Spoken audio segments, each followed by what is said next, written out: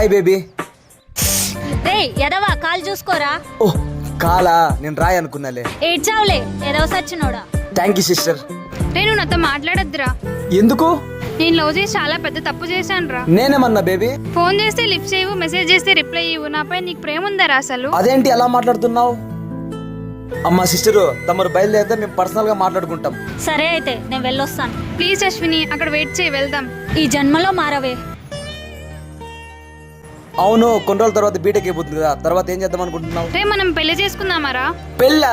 మా నాన్న తెలిస్తే చంపేస్తాడు. మీరేం మగాలరా అసలు? అమ్మాయిని నేనే ఇంట్లో ఒప్పించాను. ఏ నీకేమైనా మెంటలా? హలో చెప్పుమా. సరే సరే అయితే వస్తున్నా. ఇంట్లో పని ఉందంట, వెళ్ళొస్తా, మళ్ళీ కలుస్తా, బాయ్. రే ఆనంద్,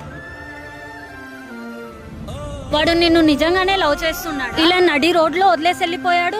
ఏ చూడే, వాడు చాలా మంచోడు. వాడిని ఏం అనద్దు, వాడి మీద నాకు నమ్మకం ఉంది. సరే అయితే ఆనంద్ నెంబర్ ఇవ్వు. ఎందుకే? ఇవ్వు ఫస్ట్ చెప్తాను. 930.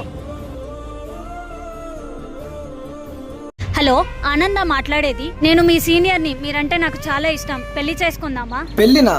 మీరెవరు అసలు? అదంతా వద్దు, ఫస్ట్ మీరు నన్ను పెళ్లి చేసుకుంటారా లేదా? సరే అయితే ఒకసారి కలుద్దాం. ఫోన్ పెట్టరా ముందు, నీ బుద్ధి తెలిసింది.